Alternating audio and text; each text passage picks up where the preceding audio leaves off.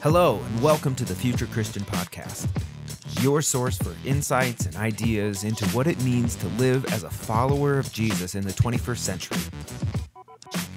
At the Future Christian Podcast, we talk to pastors, authors, and other faith leaders for helpful advice and practical wisdom to help you and your community of faith walk boldly into the future. Here's your host, Lauren Richmond Jr.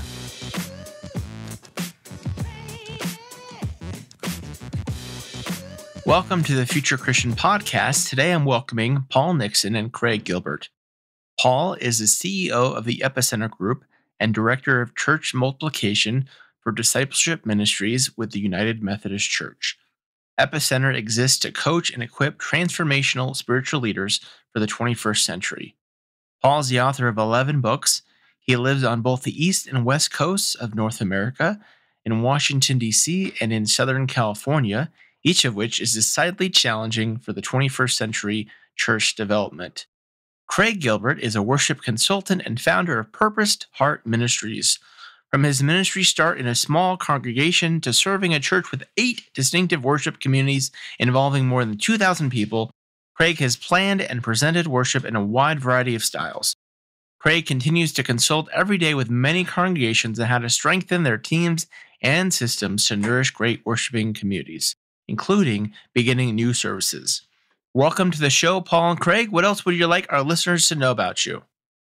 I just said I'm really excited to be talking to you and excited about this book. It was a great time to write it and collaborate with my co-author, Paul, and the other folks who contributed. It was a labor of love for the ministries of the church, and I really hope they'll dive into it. Great. Paul, how about you? Well, I've been showing up at local churches since I was 2 weeks old, and I think they're a lot of fun. And I love working with congregations. That's been my whole life. And so right now is a really weird and challenging time in congregational life. But thankfully, I've been traveling again, and I'm getting out, spending some time with folks. And life, we're still human beings on this planet, and we still have the same spiritual needs, even though it's a very strange season. And church hasn't changed as much as we think it has. Interesting. Well, we'll talk more about that here coming up. Paul, you just mentioned being in church since you were two weeks old, if I heard that right. Why don't you share more about your faith story, what that looked like and what that looks like today? I grew up a minister's kid, so 2 weeks was about as long as you stay home and you show up. And I never had a break. I felt a call to ministry at the age of 16. Right behind my house here in Southern California, there's a big mountain. Right over the crest of that mountain was where I went to camp, and I met Christ there probably 50 years ago, and it's been a journey the whole way in ministry my whole life. So a lot of people get a little bit of a break, in late high school or college or young adult. I never had that. So that's a little bit about my faith journey. Because I grew up in kind of a secular environment in Southern Cal, I really have been passionate about evangelism and about connecting the people outside the walls of church and who don't get exposure to gospel with the people on the inside. And that's part of the reason I do what I do, is trying to help make those connections. Paul, if I've read your work at all and understand you at all, I'm guessing you don't really want a break, but maybe we can talk more about that later. Craig, how about you? So I'm not that different from Paul. I grew up in church. My first journey into church was about as soon as they could get me there as well, and sang my first solo in church when I was 4. With my dad as the guest pastor. I have a interesting journey in that I was raised Assemblies of God. I am an RCIA confirmed Catholic, and I am a local pastor in the United Methodist Church. So I've got them all covered, right to left and back to the center, and everything in between. That gives me a real love for every congregation, no matter where they are, no matter how they worship, no matter what they do to bring before the Lord. It is if we can go Southern gospel, we can go cutting edge, modern, go back as far traditional as you want. It's part of my heritage. It's part of what I've grown up doing. And so, just a total love for Jesus and a love for worship, all things worship. Craig, that could also give you a Louisiana driver's license. All that you just Yeah. mentioned right there. Yes. I think, yeah.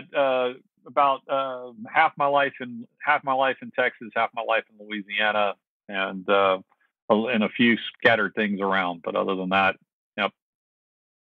Great.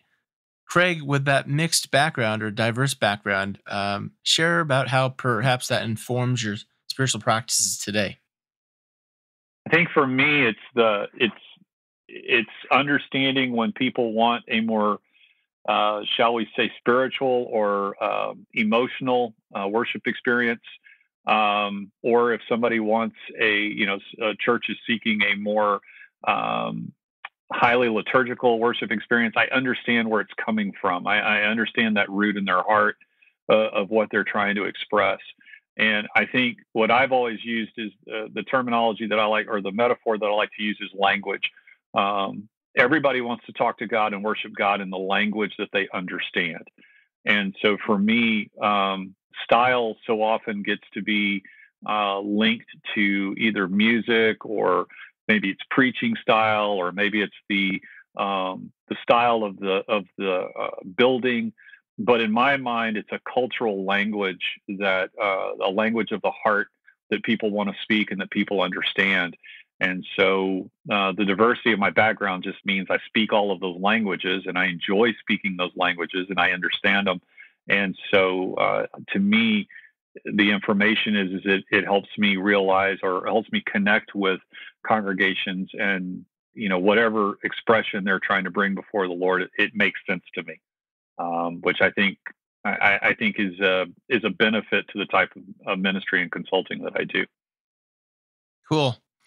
Paul, how about you? What are spiritual practices that tie into your past, or maybe have been meaningful to you?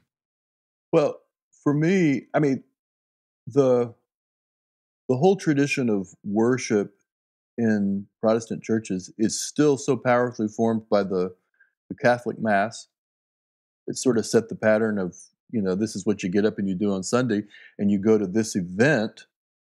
Even if we don't have transubstantiation happening, you go to this event, and it means that's what it means to go to church. And there's sort of a liturgical set of practices.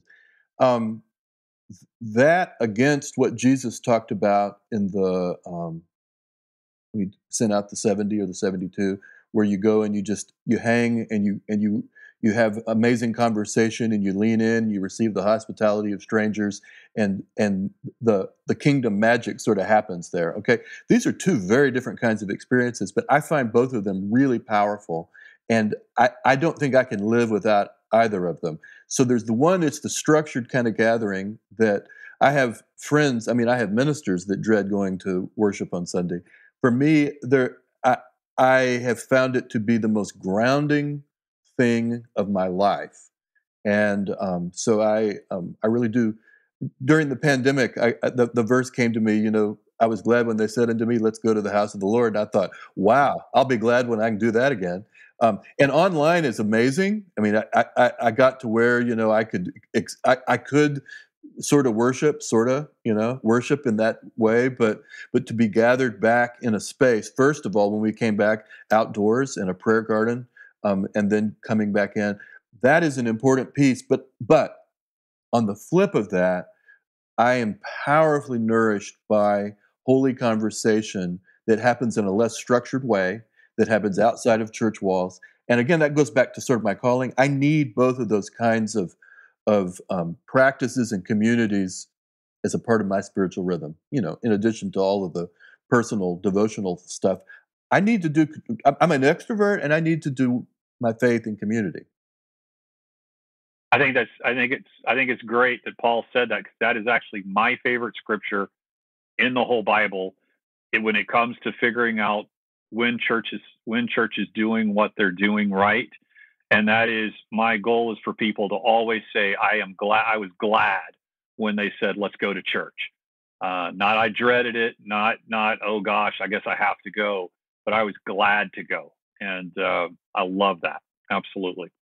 One of the things, Craig, that I noticed as I went back into the gathering was I noticed I began to pay attention to sort of the energy um, of and where the energy came up, and it was sort of like learning to walk again if you've had leg surgery and your muscles aren't firing. I was just paying attention to stuff, and I began to notice that different services, the energy sort of converged around different points, and it might be kind of dry and kind of cooking along, and then ba-boom, something happened, and it's that sort of attentiveness to the fact that God surprises us in different ways and different places in the gathering each week. It's a blast. Well, you've already talked about some interesting themes I hope to revisit here. But we're here today to talk about your book that you both co-edited called Launching a New Worship Community, a practical guide for the 2020s. So I think, first of all, we kind of talked about it here in fits and starts. The COVID pandemic kind of shapes our entire conversation here. And I think the first question I really just have to ask is, of all the times to publish a book on launching something new, uh, Craig, what do you think? Like, have you, I don't know, maybe laughed at it even? Well, so there was no pandemic when we started this book. We Paul and I were in his living room at his house, just having a conversation, and we began to talk about this idea of writing a book about launching a new worship community. Actually, we're just talking about launching services, and the idea to write a book came out of it. That was a little over 2 years ago, and it was the summer before, and it became an interesting journey. But I can't think of a better time actually for this book to be published, because when you face something like this, you have two choices. You can crawl in a hole, or you can be bold and move forward. And that's what this book is calling for: is a boldness, but yet at the same time a discerning of God's Spirit. And I can't think of in many ways I can't think of a better time for this book than coming out of a pandemic. I don't know if Paul agrees with me, but I know that's kind of how I've approached it. I like it. Yeah, Paul, what do you think? Yeah, I'm not sure if everybody's ready, internally ready to receive what's in the book.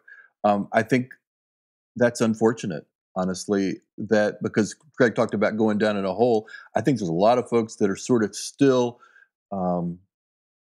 dealing with or processing all of the challenges of the pandemic, and they're in a survival mode as opposed to a proactive kind of mode. But we highly, highly encourage people to, even if they're feeling wobbly, to get out of their hole, because there's never been a better opportunity as people are sort of reemerging, patterns are reemerging. People I mean, even unchurched people that have been exposed to great online ministry are now at a place of openness about new ways of spending their weekend. It's really a great opportunity. It's a great moment, very dynamic moment for a lot of people. I hope some folks see this is the best time ever to be launching new ministry. It's so interesting you talk about that change in patterns or rhythms of life, because I think most people negatively think, oh, people are going to be so used to not going to church. And you're saying, hey, the opposite is also true. People are reestablishing or making new rhythms in their life that could be church or some other kind of, as you all are going to talk more about, worshiping community. Yeah, Absolutely. yep. So I think one theme that really stood out to me in this book was this idea that we need to rethink church planting. And I'm going to flip through here and just read a quote from your book, if I can find it here, that really stood out. you kind of talk about how ministry startup leaders worked hard to get traction in order to make something happen. As long as they did fill in the blank, then they could be assured of success. And if they weren't successful to the point of, again, fill in your metric of success, then they were often looked upon as lacking in crucial leadership skills. And I can attest personally. We don't have time to talk about it now, about having gone through that formula and knowing the challenges. So maybe Craig, talk about maybe that formula and why it doesn't work. And then Paul, I'm going to have you talk about this other way of doing things you suggest on page 23. But Craig, go ahead. Well, I think that whatever you fill in the blank with, it just it's almost as if there are these set rules, and that if you don't follow these rules, then somehow you're lacking. And now is a time when actually there aren't any rules in a lot of ways, or the rules have been rewritten, or we're rewriting the rules as we go. And I think that that's one of the challenging things that we've seen. I know I serve in a church, and one of the challenging things we've seen is that in some ways there's a desire to get back to what was before, but then in other ways it's like, well, wait a minute, we don't have to go backwards. We can actually strike out in a whole new direction. And so I think a leader who begins defining their approach here based off of what was, is limiting themselves, missing this opportunity of, we actually can rewrite some rules, or strike a whole new path forward. You don't have to stay in the lane that you were in before. I don't know, Paul, what do you think? Yeah, I mean, rules are contextual, and they grow out of what's worked in a certain setting. In the late 20th century, I was a part of a major planting project, and then right after the turn of the century, a second one. And we followed the playbook of what was working in our part of the world in that certain time. And oh my goodness, it was. I mean, we innovated some things too, but we followed a lot of the basic rules, and it worked well if you followed that, because it was contextual. We couldn't. That rule book would be a waste of time today. It's 22 years since that project, and we couldn't get half those people in that room, maybe not a third, doing what we were doing, even though it was pretty good at that point. So now the fun of post-pandemic is that we're in a new world, and we have to pay attention to new ways that people do community, technology, social media. It's a different setting. Yeah. So this quote on page 23, I want to read to you, Paul, and hear your response. Y'all write, our role as leaders in this ministry moment is to look for folks who resonate with our deepest sense of purpose and partner with them to become, along with them, co-creators of a future which we currently do not know. And then you write later here, wherever and whenever spiritual community emerges, worship is a normal and expected response. But I love that thought of, again, thinking of this as church planning or worship starting, whatever terminology we want to use, rather than that, again, what I'm assuming when I think of, when we talk about this tried and true formula not working anymore, but this new idea of co-creators that is a response, and worship isn't a response. Tell me more about that if you could. Well, honestly, I don't even remember writing that. So I'm hearing it, because I write a lot of stuff. So I don't remember writing that. So as I listen to it now, having written that, I guess, a year and a half ago, as I listen to it now, what it reminds me is that my best partners in creating new things have been people who were marginally connected or disconnected from organized church. And rather than being these ignorant pagans out there that were clueless, they were the wise ones. They had spiritual intuition. I baptized some of them because they hadn't had that, but they had spiritual experiences. They had relationship with God that was emerging.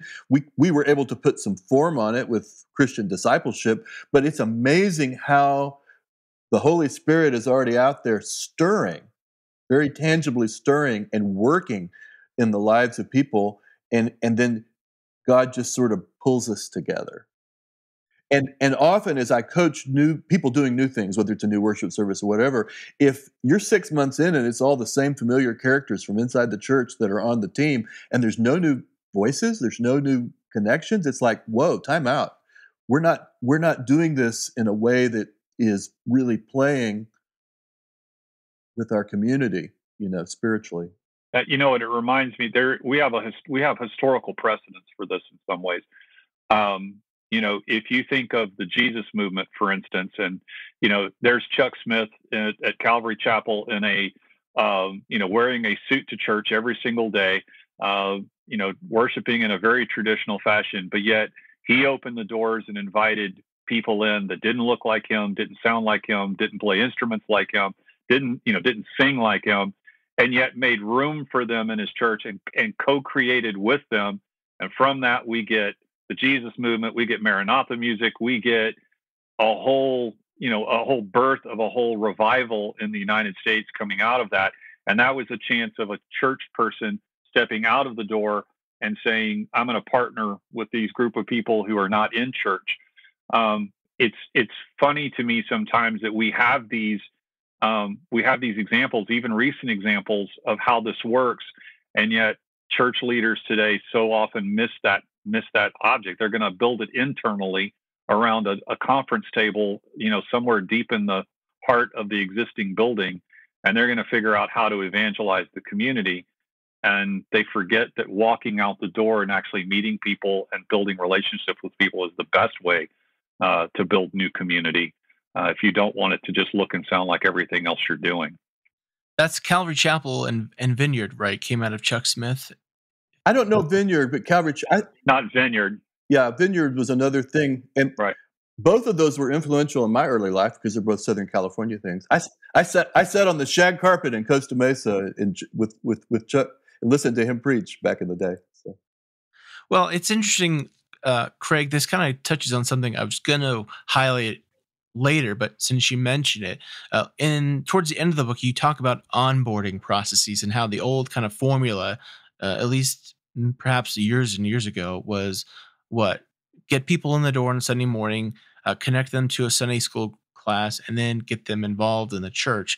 And y'all talk about how now it's kind of the reverse, is you can connect with people through outside the walls, community engagement, whether it's a service project or some mission outreach, and then connect them perhaps to a small group, and then eventually perhaps to a core group within the church and regular participation on the Sunday morning experience.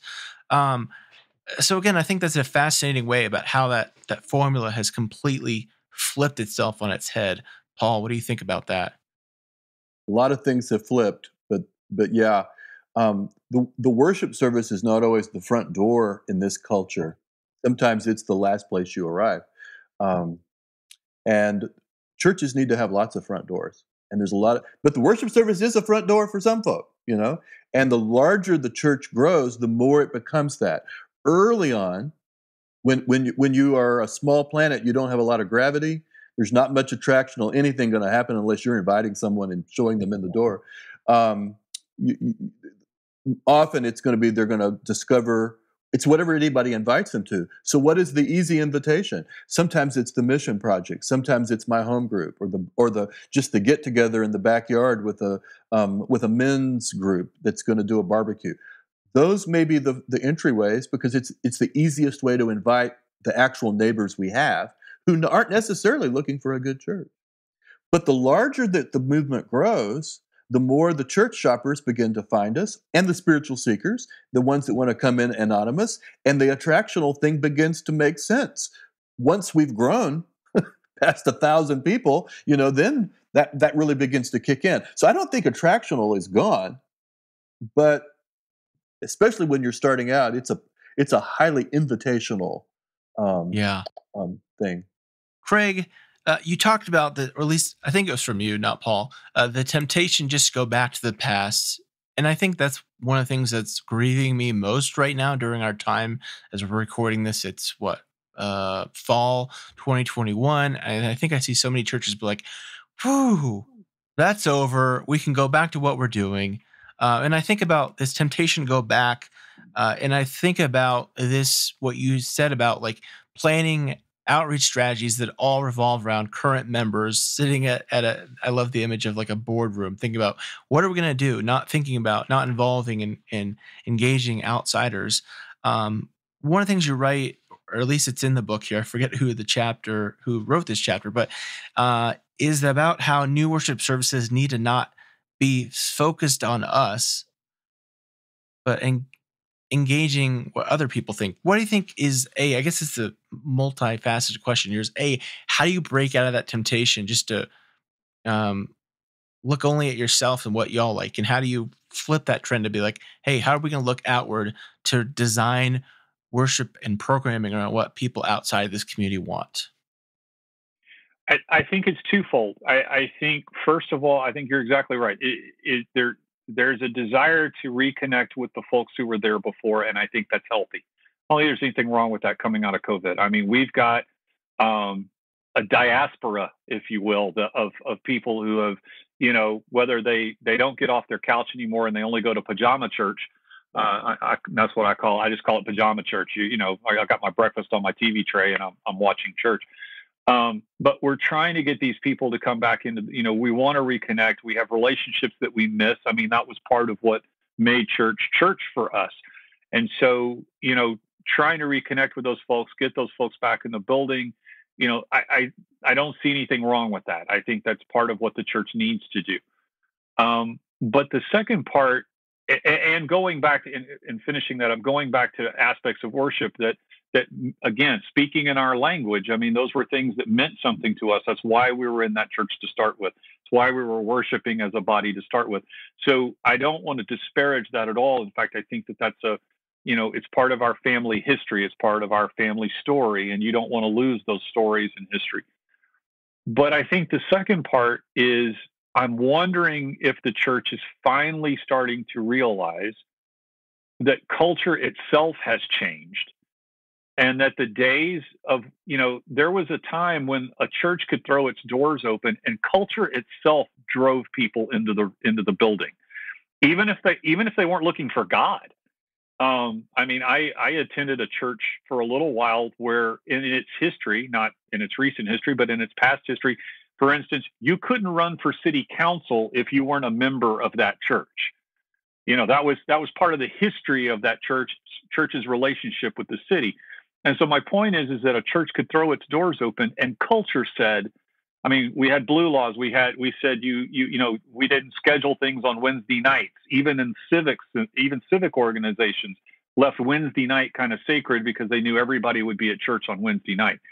That culture's gone. I mean, it's in fact, if anything, the post-Christian culture drives people away from church.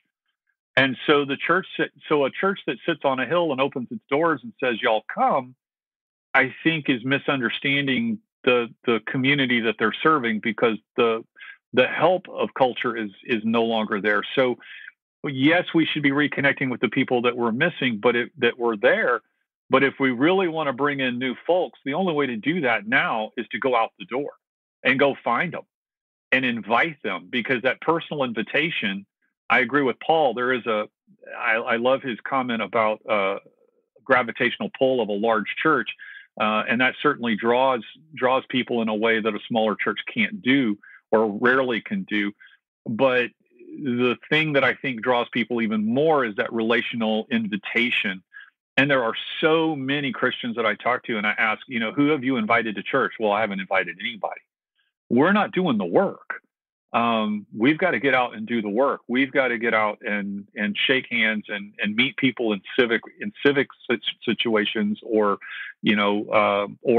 putting our small groups and our men's groups, things like that, women's groups, put them outside the walls and try to connect to people that are in our neighborhoods that, maybe don't know that they're looking for God, or don't know that they're looking for a church community, and what a church community can do for them. Yeah, Paul, what are your thoughts there? Well, yeah, the buildings are in some cases aging, in other cases they're doing fine, but they're still they become more, they feel more and more like fortresses to people who, for whatever reason, don't think that's their world inside there. And it may not be that they think anybody's judging them, or they may not have any negative kind of thoughts. It's just not their world. And so I think we really have to increasingly get out of our buildings. And I was just thinking earlier today, I mean, this very day I was thinking I would love to maybe shift at some point, maybe as I get older and I'm not traveling as much, and to really work with an architect around building design, because I really do think churches have to have space, sacred space. But ministry has to transcend those places. And the churches that are alive outside those walls, whether it's through home small groups, it's through ministries with kids or with homeless or whatever's going on in the community, if those churches are out and mixing and mingling and building relationships, whatever's going on in the church house is doing fine. It's the churches that are most churches are, once they step outside their walls, it's like they've stepped outside a spaceship onto the terrain of, the moon, and they don't have any clue. They don't have any clue what's going on around them. They've been traveling in to come inside that building, for years, and inside that building, it's a familiar space. So one of the things that I most appreciate about this book, and one of the reasons I'd highly recommend it to listeners, is how practical it is.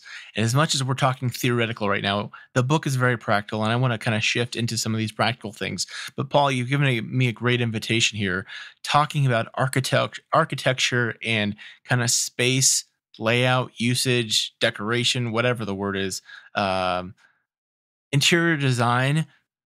It's funny because you if I heard you right, you kind of hinted at how like walking into a church can almost be walking into another culture, another planet. And it's true. My God, I was in a church this spring where I'm like, boy, no one in the community is going to connect with what this church looks like. Passionate about this stuff. Let's talk maybe some practical things, because we're talking about launching a new worshiping community. What are some practical things people need to think about, be aware of, just as far as like the building of the space? And I'd love to hear, maybe if we have time, like your ideas about what a new building space might look like, but maybe an existing space versus Craig. Why don't you take existing spaces, and Paul, you can give us some theoreticals about what you've been thinking about architecturally. Well, I think existing spaces need to be looked at from, like you said, a practical point of view of what story are they telling, and how much and how clearly are they telling that story. So, if I walk into your church and it's pews in, ruby red pews with white oak, and, ruby red carpet, and a modesty rail between the choir loft and that traditional sanctuary look, high A-frame. What story does that tell? And it's not that it's a bad story. It's just knowing what the limitations of that are and saying, okay, we're proud of this if you are. And then saying, okay, so what does that mean for somebody who's walking through the door? I think that's the part that maybe sometimes we're not always honest. And I want us to look at the space and be honest about what it does. I struggle when churches say, yeah, we want to put a cutting edge contemporary service in this, 1960s era, traditional space, and they don't want to change anything physically. And so for me, the space has to communicate the story that's being told in the room.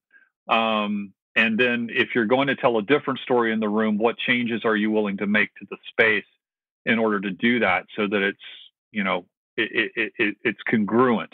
Because I think that's one of the hardest parts, is the disconnect. As people walk in, they're expecting one thing, they get something completely different, and it's not always, or sometimes they get exactly what they think they're going to get, and that's not good either. I'm just saying, that's not always the best connection either. So, I think just being honest about our spaces, the limitations and the possibilities, and not always. One of my favorite pictures here is, I grew up in the South, and I call it Grandma's living room. there was always grandma's living room, and it was never to be touched. It was never to be entered by anyone that was not invited. There were certain things that could not be moved. You sat down with care. And that space was not very child friendly. In fact, children weren't allowed in that space. And so many of our sanctuaries come across as grandma's living room. And if that's the story you're trying to tell, well, you're doing it well. But if that's not the story you're trying to tell, then you've got to be honest about that and be willing to move some things around and try some new things.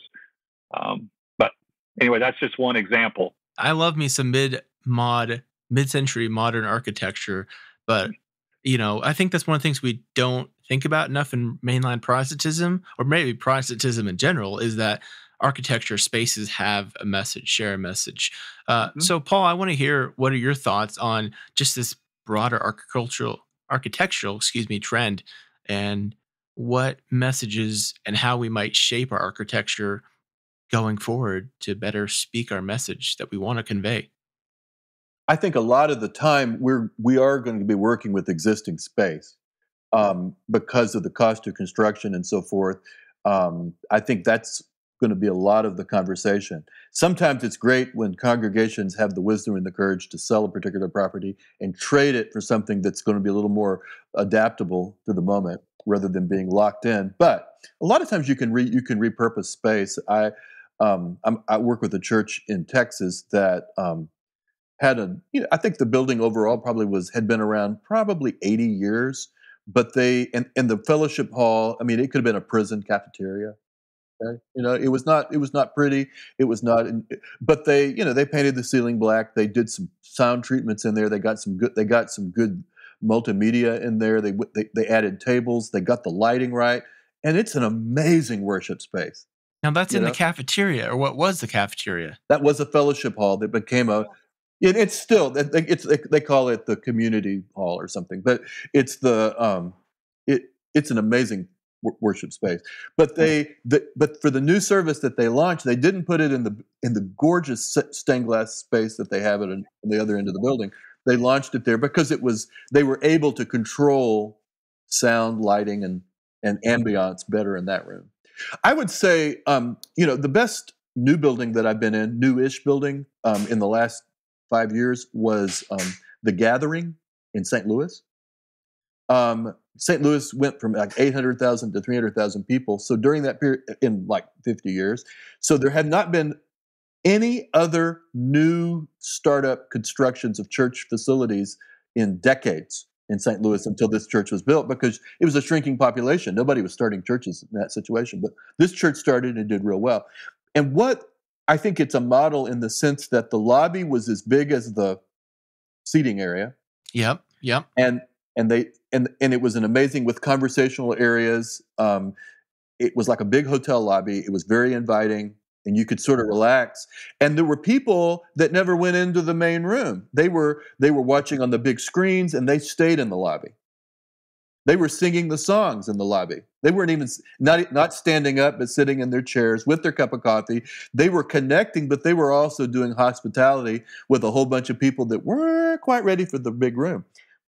Well, meanwhile, in the big room, it was pretty full. If they were building it post-COVID, this was pre-COVID, they probably would make that room 2/3 the size, because people don't show up as much at one time and place. It takes more services at different times, and people, But the other piece they had a multi-purpose children's area that was designed for Sunday morning, but that could be used all week long. And then their offices were in a complex 2 blocks away. That's kind of where facilities are right now. You're creating a place where community can happen, both God community, in the presence of God, worship, intentional worship time, as well as other kinds of community building. And then beyond that, they had living rooms, they had coffee shops, they had basketball courts all over St. Louis where they could be in ministry. They weren't trying to put everything into that building. There's some things I want to highlight there. The big inviting lobby. I think too often older churches are not designed. They have a small kind of narrow entryway, and I think Think phone booth. Yes. Yeah, I think any way you could expand that would be hugely beneficial. Uh, I also want to highlight, because I think this is so important. There's a church I would love to sit down with their pastor and say, move your contemporary service to your gymnasium, because I think it'd be a better space for what they're Yeah. trying to do. So I think it's really intriguing that church you mentioned in Texas that has moved their, I don't know what kind of service they call it, but they moved it to a space they can. They call it community. But a lot of churches are dying inside of a big building that was built for another era. If you could just like take out 40% of that or half of it and create the hotel lobby and then push people closer together in worship, that would be an amazing improvement for a lot of places. Yeah, and I know, Craig, I think this is in the book, and I'm sure this is something that you work with churches all the time. The challenge of space, I think the 80/20 rule, or what's the rule about, like, Oh yeah. the rule about, like, if a building or a seating area feels too empty, it just sends a message like no one cares about this. And I mean, it's a totally different vibe. If you walk into a room that has seating for 100 and there's 60, 70 people in there, versus if you walk into a room that has seating for 400 people and there's 70 people in there. Yeah, it's actually I'm actually living that right now. The church where I serve, we lost our sanctuary, which seats about 900. We lost it during a freeze this past year, and we've been worshiping in a space that seats 300. Of course, COVID kind of took care of some of that attendance issue, but it has been amazing to watch folks coming in, and some of them are sitting next to people and sitting closer together than they have in years. And how much better the singing has become, and how much better the socializing has become, because the room itself has created community. It just by sheer numbers, the room creates community. Whereas some rooms, as Paul said, some of these buildings were built for another era, and you'll have a church worshiping 400 in a building that seats 1,000. It's hard to build community in that room. It's a challenge because of the sheer amount of acreage that's in there that you're trying to cover. It's hard, and you got to work at it. And I'm not sure. Sometimes I'm not sure you can overcome it. I think sometimes you almost have to. What I want to touch on just real quick is what Paul said. The churches that are bold enough to trade in space, trade in the space that they have for a different space. And I just want to give one example. Again, you talked about this being practical, and I love pulling in imagery that people understand. If you have a church that wants to communicate, for instance, to young families, and we were talking about the 1960s kind of, community, you don't give a young family a 1966 Impala. You give them a minivan because they need a minivan, and we understand that. We would trade in the 66 Impala for the minivan because we need the minivan. We understand it with cars. We're not afraid to trade those in and trade up. And I know buildings are different, and I have a lot of, they have a lot of sentimental value and stuff. But I do think when we talk about practical, churches are not always practical when they're looking at things. And so I completely agree with Paul. I love those churches that are bold enough to try something new. Well, we're quickly running on time here, but I want to ask you a couple more questions if I can. Again, thinking practically, I think one of the things that's most often tried in new worshiping community settings is going off the script. So Saturday night, weeknight, whatever. And in the book, it talks about how it's rare for non-Sunday morning worship communities to become self-sustaining. Um, why? I mean, do y'all have some research experience about why just going away from Sunday morning just doesn't work despite the cultural shifts? Or do you think that might be changing? Yeah, it might be changing. I mean, we don't know. I mean, it might be changing, but unchurched people still understand or expect that churches meet on Sunday morning, and so that's where they go looking. It's just where they're geared to look. Now, you can overcome that if you have something that meets in a time space that works for their family, or for their lifestyle. I mean, they're not locked in, but that's just where they start looking. So I think that's a part of why it's easier to get to sustainability on Sunday morning. But there's some populations that are going to thrive better on a Sunday evening or a Thursday night. Greg? No, go ahead. God, I completely agree. I got nothing to add. Again, going to practical here, I think throughout the book, a major theme was the little things matter. Why do little things matter? And maybe give me an example each of what a little thing that you've experienced in your career or ministry that mattered. I think for me, it's that it's about speed. We're in such a hurry. We have so much that we're trying to do. And I'm talking about as leaders in ministry. So when I say little things matter, I'm talking about as a leader. We get so much in a hurry. And I'm just going to give you one example that I really feel that I still have to learn. It's so funny. I've learned, I've had God shove it in my face so many times, and I still need to learn it.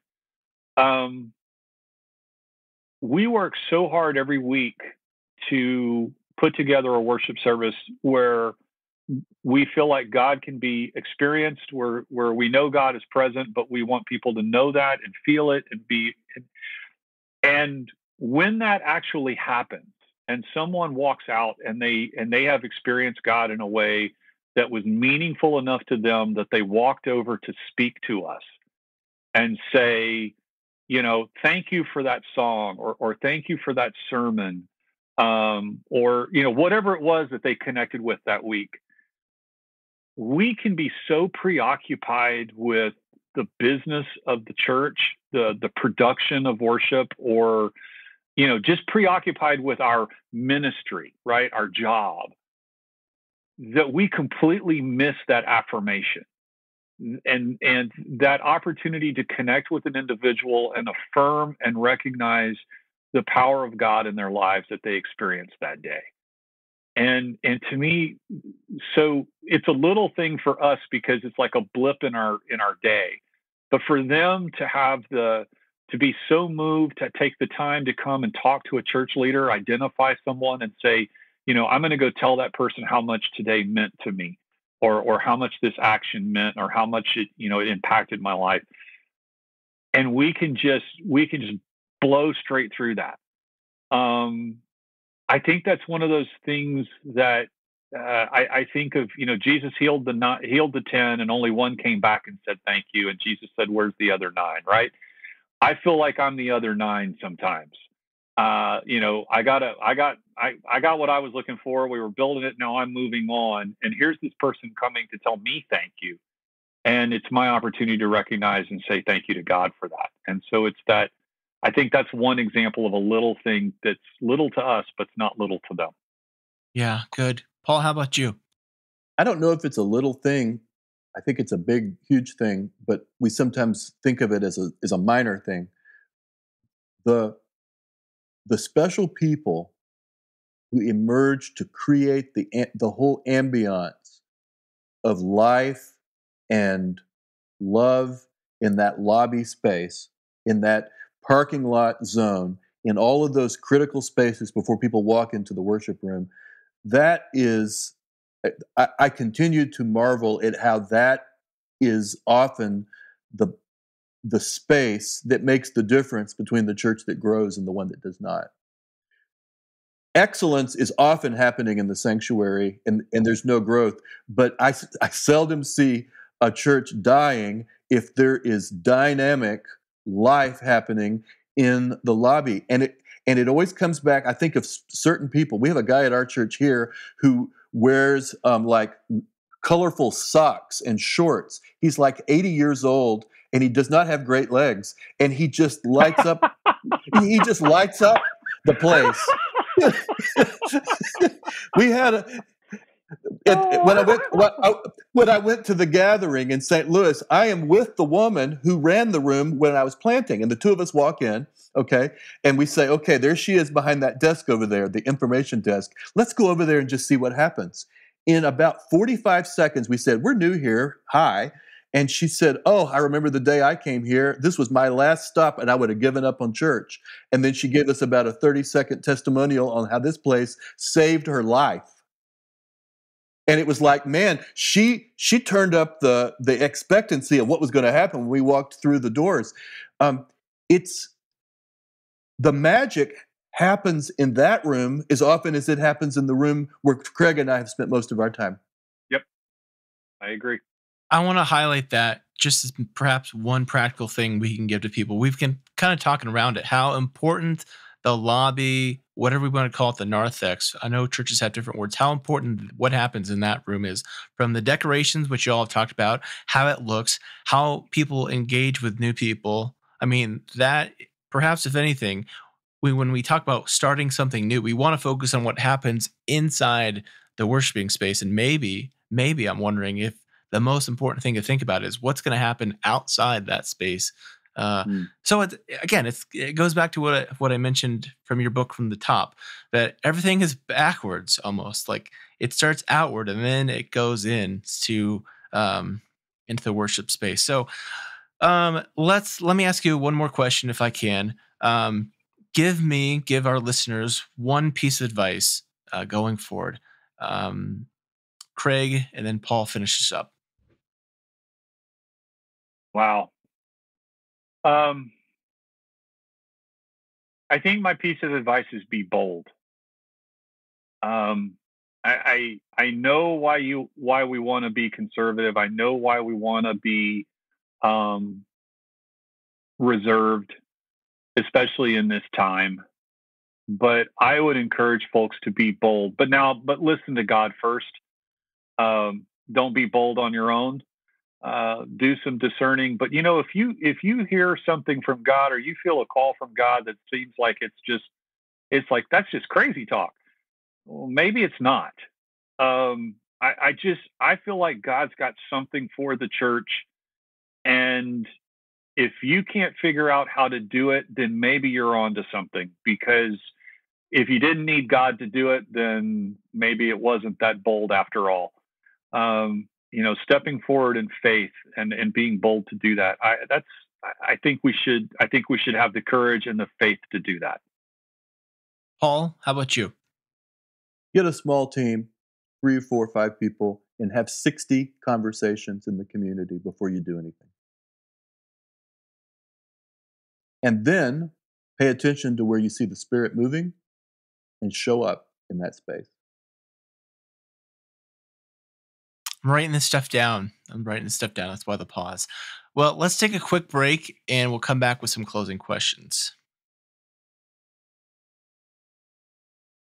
All right, we're back with Craig Gilbert and Paul Nixon. Thank you guys for this time and the conversation. Really appreciate your perspectives.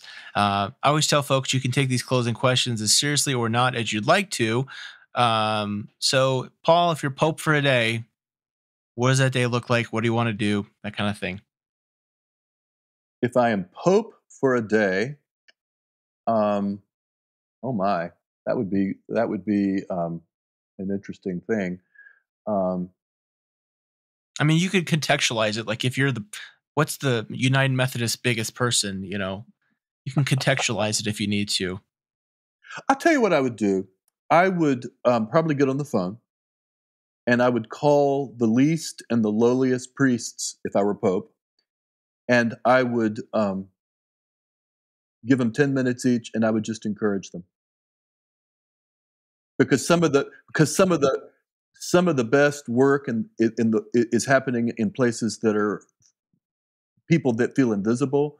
And I think most of us have had experience, especially early in ministry, of just wishing somebody higher up the flagpole would come and pay us a little attention, and maybe just so we know we're not alone. That's probably what I would do. Yeah, middle adjudicatory leaders, if you're listening, do that right now. Craig, how about you? All right, so mine's so I'm going to go bold, like I just said. If I was Pope for the day, I would say that every 5th Sunday, every church under my influence, every 5th Sunday, the church would have to not meet for worship, and they would have to partner with a civic organization and help. So not the church's food bank, somebody else's food bank. Not the churches. Not the churches feed the homeless. Somebody else's feed the homeless. Not the church's ministry. Somebody else's. Some civic organization's ministry. Partner up with a Rotary Club. Partner up with a Lions Club. Partner up with somebody in the community, and take Jesus out, and invest into the community that they're serving, and actually serve. And that would be every fifth Sunday. So that's not too much of a burden. That's 4 Sundays a year. So that's what I would do. Good. A theologian or historical Christian figure you'd want to meet or bring back to life. Craig, start us off here.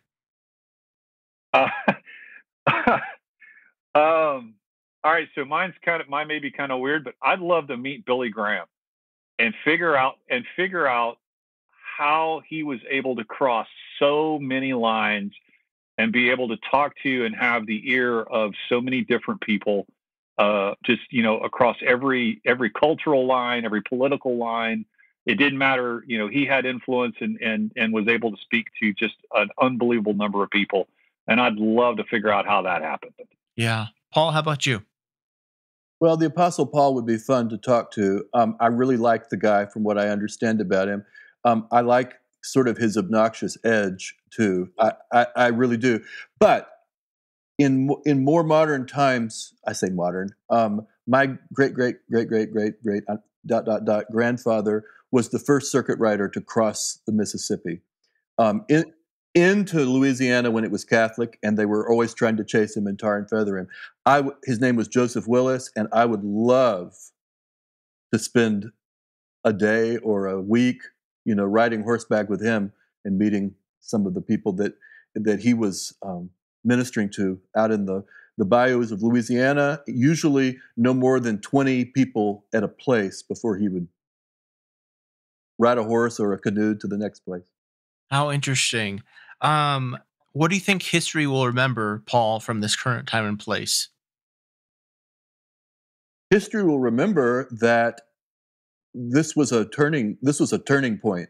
For some churches, it was a turning point where the Titanic fell in half and it went down fast. But I think for others of us, it was a turning point where the relationship between churches and building shifted forever. Yeah, good. Craig? I think this is going to be the spot where people will figure out if the church can actually be the church to the masses, be the church to everyone. If we're bold enough to do that and be true to what we say we believe, and actually walk that walk, and not just talk it, but actually walk that walk. Yeah. So Craig, I'm guessing that's what you would hope for the future then too, to live that life, to walk that walk. Yeah. Yeah, I would like to see the church not be labeled as hypocrites, but see the church labeled as wow, they're actually doing what they say they do. They what they say they believe, that there it is in practice. That's that practical bone in me. Paul, what do you hope for the future of Christianity? I just hope we continue to get out of the way and let the Spirit do what's good, what God wants to do. I know the churches are in disarray right now, and I don't worry at all about the future of the kingdom of God. I don't have any concern about it. God is in God is in control of this movement from Pentecost to this day, and I hope that we will. When I think about individual churches, that we can put aside our ego and our control stuff and all of our stuff, our baggage, and we can show up and be present to be a part of the party that God wants to create. It's always an issue. It was an issue in Jesus' day that some people just could not get themselves ready to walk into the party, and they missed it. It walked right by and they missed it. And it's happening today. And it's a tragedy. So that's my wish, is that we can just, I like that. Well, gentlemen, where can people find out more about you and then get a copy of the book? Paul, give us your stuff first. Epicentergroup.org is my website, and the book is available in all online booksellers. You can get it from Upper Room, or you can get it on Amazon, or wherever you shop. It's there. And you can find me at purposedheartministries.com. That's both on all your all the major, main social media spots and my website. And yes, the book's available on Kindle even. It's electronic. Guys, I really recommend the book. Again, it's launching a new worship community. Guys, thanks so much for your time. I hope this is meaningful and practical to many people. And obviously, there's a lot of work to be done, but we believe in what we have here, and you're hopeful about the future. So thanks so much. May God's peace be with you. Thanks, Lauren. Thanks, Lauren. Thanks for joining us on the Future Christian Podcast. To learn more about Lauren or the podcast, visit future-christian.com. One more thing before you go. Do us a favor and subscribe to the podcast. And if you're feeling especially generous, leave a review. It really helps us get the word out to more people about the podcast. The Future Christian Podcast is a production of Torn Curtain Arts and Resonate Media. Our episodes were mixed by Danny Burton, and the production support is provided by Paul Romig-Levitt. Thanks, and go in peace.